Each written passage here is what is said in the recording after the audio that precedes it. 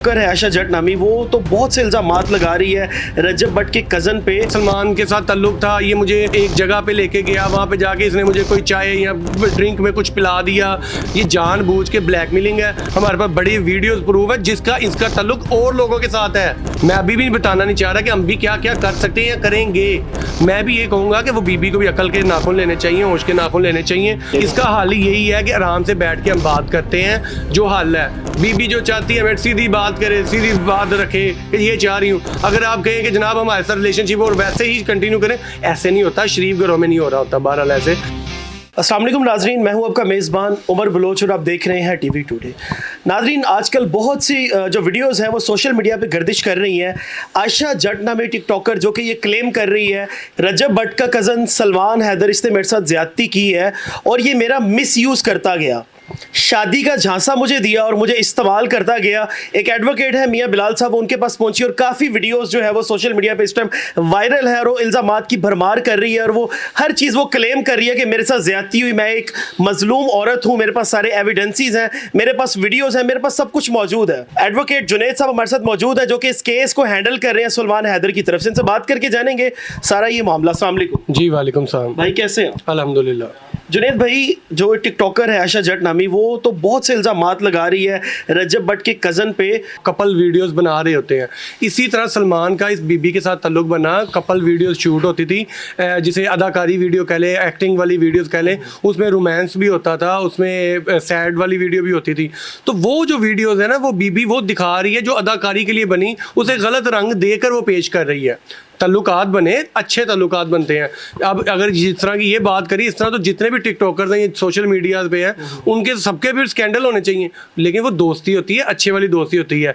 अब वो बीबी आके जब सलमान को इस चीज़ का पता चलता है कि यार इस बीबी का करैक्टर अच्छा नहीं है, मैं नहीं कोई भी गलत अल्फाज बोल रहा, लेकिन उसके हमारे पास प्रूफ आए, बाकायदा मेरे पास भी प्रूफ पड़े हैं इस बीबी के हवाले से।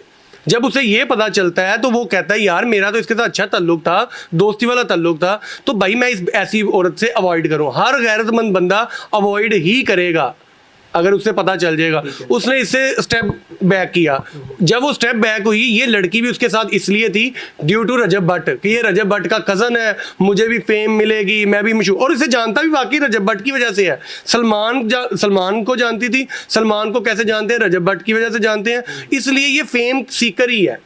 फेम लेने के लिए ये साल लगी हुई थी, वीडियोस बनाती थी सलमान के साथ लाइव आया जाता था, पैसे कमाए जा रहे होते थे। जब सलमान ने स्टेप बैक किया तो इस बीबी ने कहा मेरा तो सारा कैरियर ही खराब हो गया, अब मुझे व्यूज़ कहाँ से आने हैं। इसने क्या किया, इसने पहले भी एक एप्लीकेशन दी नवाब टाउन थाने में। ठीक है। नवाब टाउन थाने में जब इसने एप्लीकेशन दी, उसमें इसने ये स्टोरी पूरी ये बनाई, उसकी थोड़ा सा मैं बता देता हूँ कि जनाब मुझे सलमान के साथ ताल्लुक था, ये मुझे एक जगह पे लेके गया, वहाँ पे जाके इसने मुझे कोई चाय या ड्रिंक में कुछ पिला दिया, मैं बेहोश हो गई और मैं जब होश में आई तो मुझे पता चला मेरे साथ हो गया हुआ था, उस दिन ज्यादती हो गई हुई थी। तो मैं लेकिन डरती रही कि मैं कैसे बताऊं, तो मैंने फिर हिम्मत करके बताया और मैंने दरख्वास्त दे दी है। ये दरख्वास्त इसने कब दी? आज से महीना 2 महीने पहले। ठीक है, इसने दरख्वास्त दी। दरख्वास्त के बाद थोड़ी सी इंक्वायरी हुई, इस बाद में इस बीबी नहीं, जब हम इसके बाद मिले, इसे बातचीत हुई, तो बाद में इसी ने खुद बयान दिया उसी मुतलका थाने में कि जनाब मैंने गलत फहमी की बुनियाद पर ये एप्लीकेशन दी थी। इसका मतलब वो जो इसने वकूआ बनाया जना वाला, वो झूठ था। यानी कि वो जो बयान है जो पहले भी हो चुका हुआ। इसका मतलब क्या हुआ कि वो जो पहले इसने दिया था बयान वो झूठा था, सब चीज़ झूठ होगी। अब इसने क्या किया, दोबारा अब इसको मुंह नहीं लगाया जा रहा था, व्यूज़ नहीं थे आ रहे, ये नए हाथों में गई, वहाँ पे जाके प्लान हुआ कि जनाब अब ट्रेंडिंग में कैसे आना है, तो वो एप्लीकेशन दे दी। लेकिन इनका रिलेशन तो मेरे ख्याल था ना जुनैद भाई, क्योंकि वो सलमान की भी वीडियोस काफ़ी सोशल मीडिया पे जिसमें वो कह रहा है कि हमारी गलत फहमियाँ दूर हो चुकी हैं, अब हम रिलेशन में हैं और ये मेरी बंदी है। नहीं, इसमें उसने कहाँ पे कहा कि हमारी गलत फहमियाँ दूर हुई हैं। रिलेशनशिप का मतलब खाली ये नहीं होता कि जनाब हम रिलेशनशिप में है तो इस तरह का गंदा रिलेशनशिप ही होगा। मैं और आप दोस्त हैं, हमारा अच्छा रिलेशनशिप भी है। हर रिलेशनशिप का नाम होता है कोई। ठीक हो गया, मतलब कि आप ये कह रहे हैं कि ये गर्लफ्रेंड बॉयफ्रेंड नहीं थे, बस एक ताल्लुक था सोशल मीडिया की। भाई ना गर्लफ्रेंड बॉयफ्रेंड भी हो तो वो कोई गलत बात नहीं है, वो अपनी लिमिट्स में है तो ठीक है, लिमिट्स में चल रहे हैं ना। और अगर for the sake of argument हम ये मान लेते हैं जनाब इसके साथ कुछ हुआ है, तो बीबी तुम्हारी रजामंदी से हुआ है, फिर तुम पे भी relation फिर में तुम पे तो भी थी। पर्चा होता है ना कि अगर जना का पर्चा होना ना, फिर रजामंदी के साथ हो ना, तो बीबी पे भी होता है कि तुम्हें बदकारी का हुक्म कैसे मिल गया, और तुम्हें इजाजत कैसे मिल गई हुई थी, फिर ये बीबी पे भी पर्चा होगा ना। हाँ, क्योंकि रिलेशन में तो थे, ये बात तो सबको पता है। तो भाई ना फिर वो जनाब जबर वाली बात जो कह रहे जनाब जबर हुआ जी, वो तो नहीं फिर बात हुई। ये जानबूझ के ब्लैकमेलिंग है। हमारे पास बड़ी वीडियोस प्रूफ है जिसका इसका ताल्लुक और लोगों के साथ है, जिसमें मैं अब यहाँ पे बताना नहीं चाह रहा, जिसमें बकायदा आपको अगर सामने चलेंगी ना तो सबको पता चल जाएगा ये उसमें उन लोगों के साथ क्या क्या बात कर रही है और क्या क्या चाह रही है। हाँ, वो सलमान की एक वीडियो भी आई है जिसमें उसने कहा है कि मैं नहीं चाह रहा कि ये इज्जत उछले, मेरे पास बहुत से ऐसे प्रूफ्स हैं जो अगर मैं मंजर आम पे ले आया तो मुंह दिखाने के लायक नहीं रहूँ। भाईजान सलमान देखे, छोटा भाई है, अच्छा बच्चा है, वो नेक बच्चा है, मैं ऐसे नहीं कह रहा, वो अच्छा बच्चा है। उसकी देखे उसकी हिम्मत है वाकई। अगर मेरे पे इल्जाम आया होता तो मैं उसी टाइम निकाल के कहता और बीबी ये देखो तुम क्या कर रही हो। उसने बेचारे ने उस दिन भी लाइव आया, उसने कोई ऐसी बात नहीं की, उसने कहा मैं फिर भी इज्जत करता हूँ, बैठ के बात कर लेते हैं, तुम्हारी भी इज्जत है। लेकिन मैं भी आपको यही कहूँगा आपके तवज्जुह के थ्रू उस बीबी को कि देखो आपकी भी कल को शादी होनी है, 100 मामला होने हैं। आज अगर आप उस पर पर्चा करवा रहे हो, पर्चा इतनी जल्दी होना नहीं है, बहरहाल हो भी गया तो भाई सलमान के साथ तो शादी नहीं होनी ना फिर, जाहिर है। ठीक है। फिर तो किसी और के साथ भी शादी कैसे करोगे? वो कहेगा बीबी तो ऐसा तो ये हुआ है, तुम खुद एडमिट कर रही थी। तो ऐसा नहीं करना चाहिए, अपनी जिंदगियों के साथ नहीं खेलना चाहिए थोड़े से व्यूज के लिए।